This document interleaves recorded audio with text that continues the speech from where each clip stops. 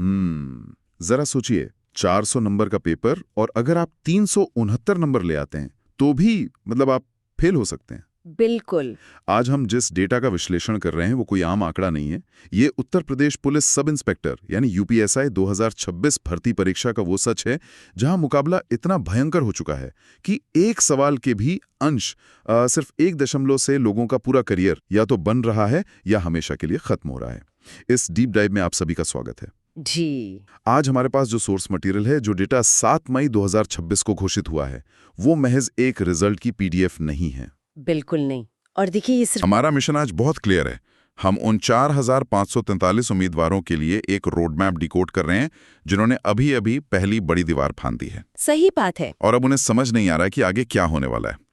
लिखित परीक्षा के बाद का जो रास्ता है, डॉक्यूमेंट वेरिफिकेशन जिसे हम डीवी कहते हैं, और फिर फिजिकल स्टैंडर्ड टेस्ट यानी पीएसटी, उसको लेकर मार्केट में इतनी अफरा तफरी और भ्रांतियां हैं कि अच्छे खासे मेधावी बच्चे पैनिक कर रहे हैं। और उनका पैनिक करना स्वाभाविक भी है क्योंकि गेम अब बदल चुका है। अगर हम शुरुआत करें सबसे पहले पड़ाव से यानी लिखित परीक्षा के आंकड़ों से। हाँ, वो आंकड़े तो डराने वाले हैं। बिल्कुल। यूपी सरकार ने 4,543 पदों को अलग अलग श्रेणियों में बांटा है। जनरल या अनारक्षित वर्ग के लिए 1,819 पद हैं, राइट? जी।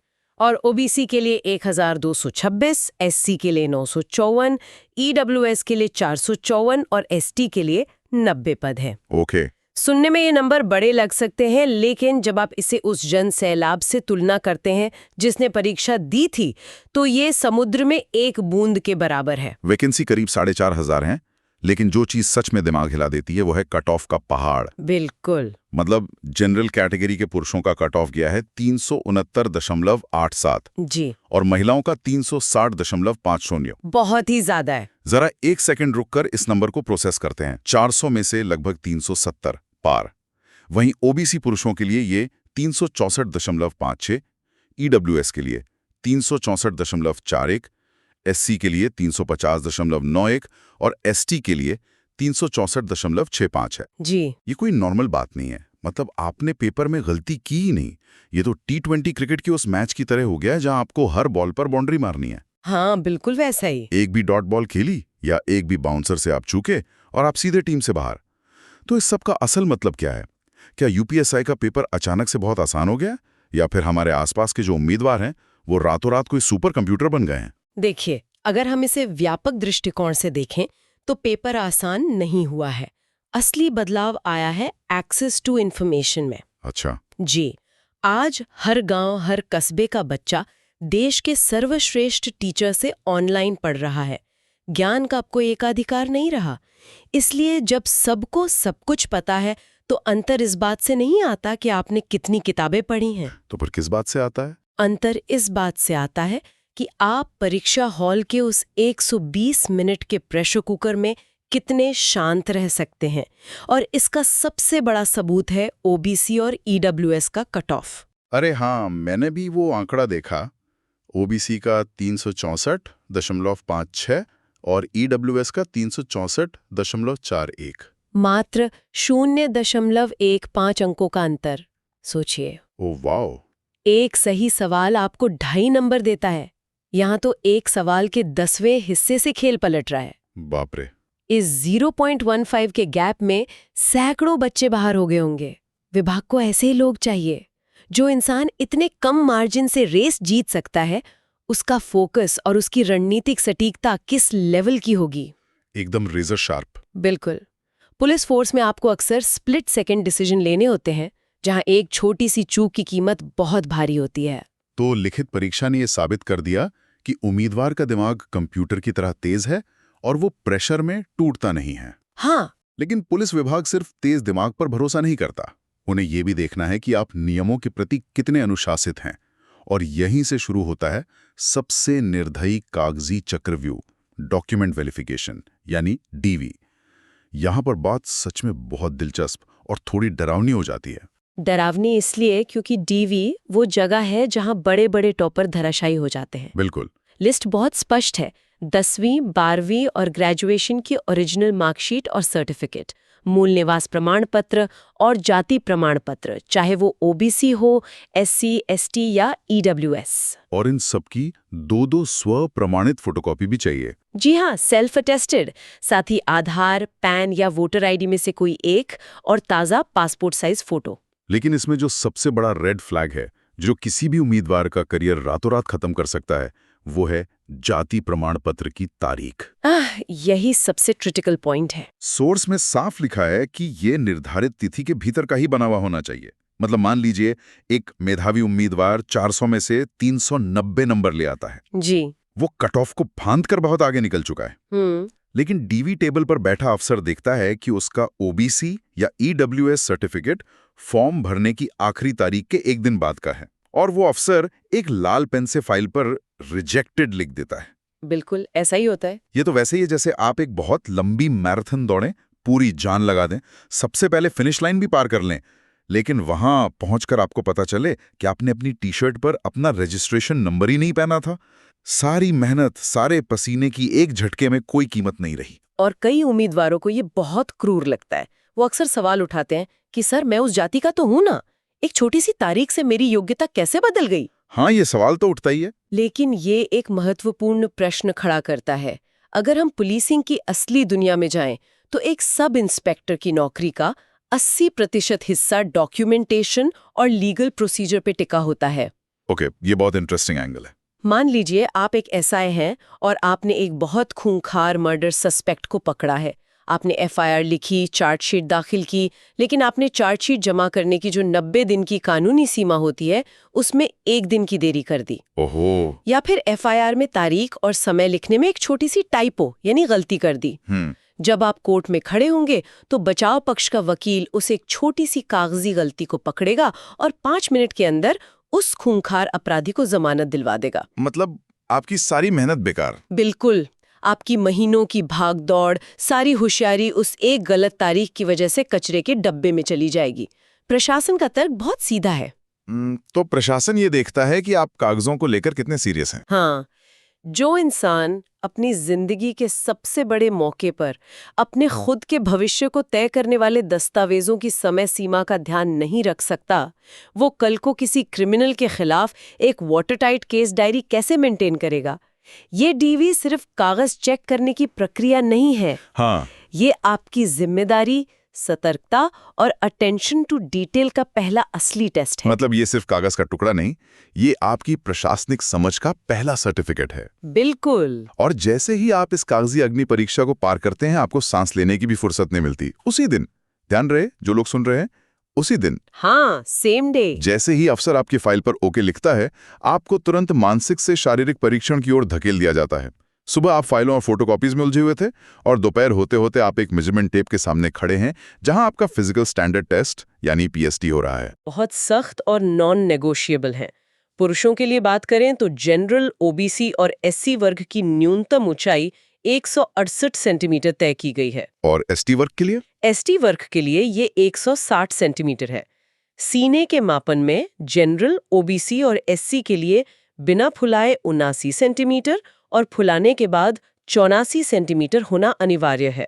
ओके, मतलब 5 सेंटीमीटर का एक्सपेंशन। जी, और एसटी के लिए ये क्राइटेरिया 77 से 82 सेंटीमीटर है। और महिलाओं के लिए क्या नियम है? महिलाओं की बात करें तो जनरल, ओबीसी और एससी वर्ग की न्यूनतम ऊंचाई 152 सेंटीमीटर और एसटी के लिए 147 सेंटीमीटर होनी चाहिए।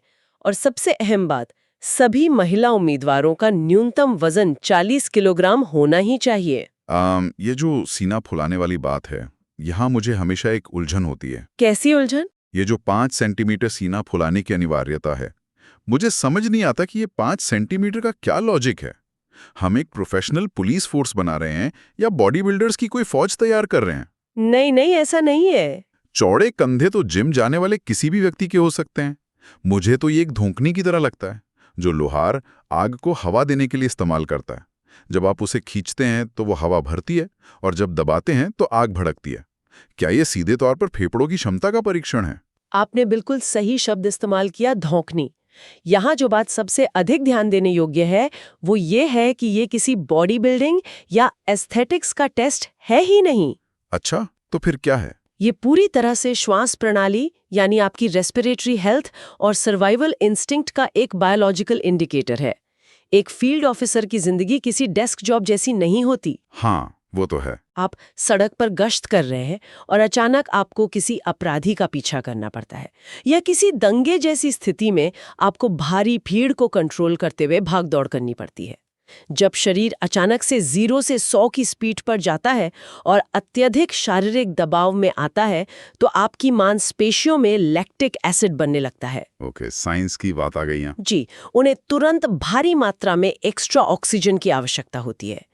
अगर आपके फेफड़ों में उस हवा को खींचकर 5 सेंटीमीटर तक एक्सपैंड करने का लचीलापन नहीं है, तो इसका सीधा सा मतलब है कि आपका शरीर उस अचानक आई ऑक्सीजन की मांग को पूरा नहीं कर पाएगा। बाप रे। नतीजा, आप कुछ ही मीटर दौड़ने के बाद हांफने लगेंगे, आपकी आंखों के आगे अंधेरा छा जाएगा, या आप उस क्रिटिकल सिचुएशन में बेहोश भी हो सकते हैं। क्या बात है। मतलब ये आपके शरीर के इंजन की जांच है कि इमरजेंसी के वक्त वो कितना एक्स्ट्रा पावर जनरेट कर सकता है। जब एड्रेनालिन रश होता है तब आपकी मशीन फेल तो नहीं हो जाएगी? सटीक कहा। और यही लॉजिक महिलाओं के लिए तय किए गए 40 किलो के न्यूनतम वजन पर भी लागू होता है। हाँ, मैंने भी सोचा कि पुलिस में तो दिमाग और फुर्ती चाहिए, वजन का क्या काम। आपको ये समझना होगा कि पुलिस ट्रेनिंग में आपको भारी राइफलें उठानी होती हैं, पूरा गियर पहनना होता है और कई कई घंटों तक बिना बैठे ड्यूटी करनी होती है।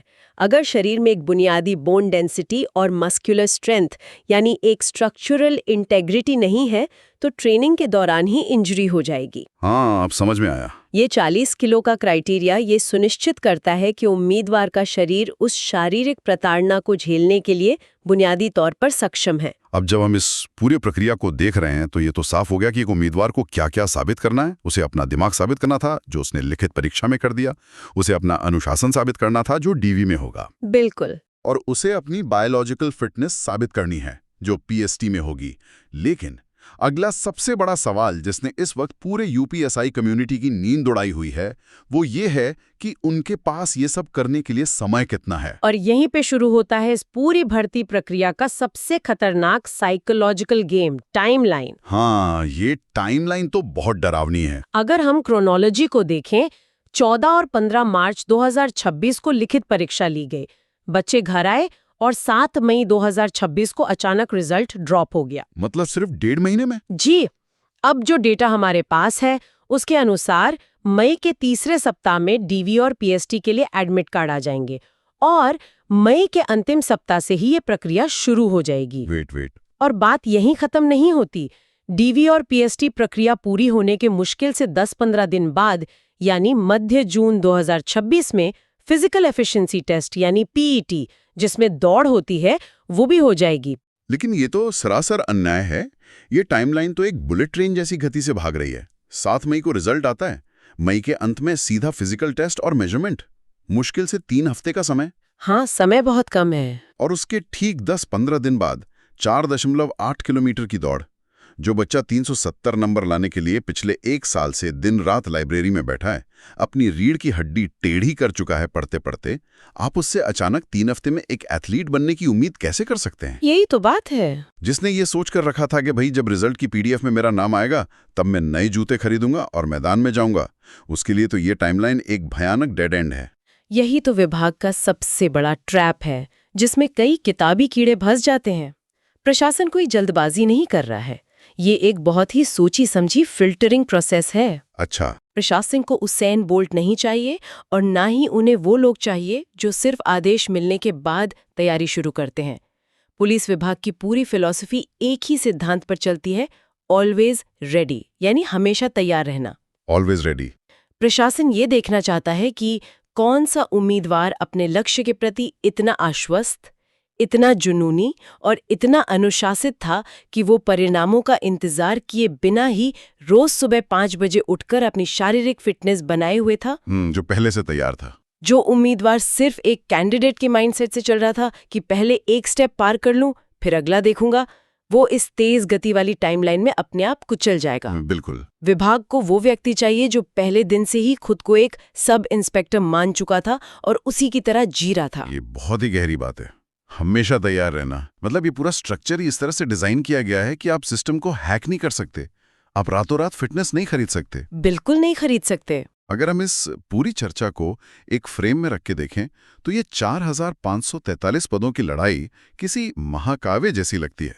सबसे पहले 400 में से लगभग 370 अंकों का वो दानवाकार कट ऑफ पार करना, जो आपके फोकस का चरम परीक्षण है। जी। फिर डॉक्यूमेंट वेरिफिकेशन की टेबल पर अपनी सतर्कता साबित करना, जहां एक एक्सपायर हो चुका जाति प्रमाण पत्र या मार्कशीट की एक स्पेलिंग मिस्टेक आपका सफर वहीं खत्म कर सकती है। सही कहा। उसके बाद उसी दिन उस 5 सेंटीमीटर सीने के फुलाव जैसी शारीरिक चुनौती को पार करना, जो आपके इंजन की कैपेसिटी चेक करता है। और ये सब कुछ महज कुछ हफ्तों के एक ब्लिंक एंड मिस टाइमलाइन के अंदर।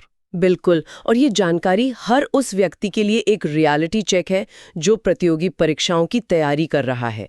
ये स्पष्ट रूप से दिखाती है कि एक सफल यूपीएसआई अफसर बनने के लिए केवल मोटी-मोटी किताबें पढ़ लेना या मॉक टेस्ट में टॉप कर लेना पर्याप्त नहीं है। हाँ, बिल्कुल नहीं। शारीरिक तत्परता, कागजी सतर्कता और एक अटूट मेंटल टफनेस, ये एक पूरा पैकेज डील है। आप किसी एक चीज में कमजोर होके ये वर्दी हासिल नहीं कर सकते। जो ये तय करता है कि मौत और जिंदगी के बीच खड़े होने पर आप हार मानेंगे या लड़ेंगे। इस सवाल के साथ हम आपको यहीं छोड़ते हैं। इस विस्तृत चर्चा में हमारे साथ जुड़ने के लिए आपका बहुत बहुत धन्यवाद। अगली बार एक नए विषय और नए विश्लेषण के साथ फिर मिलेंगे।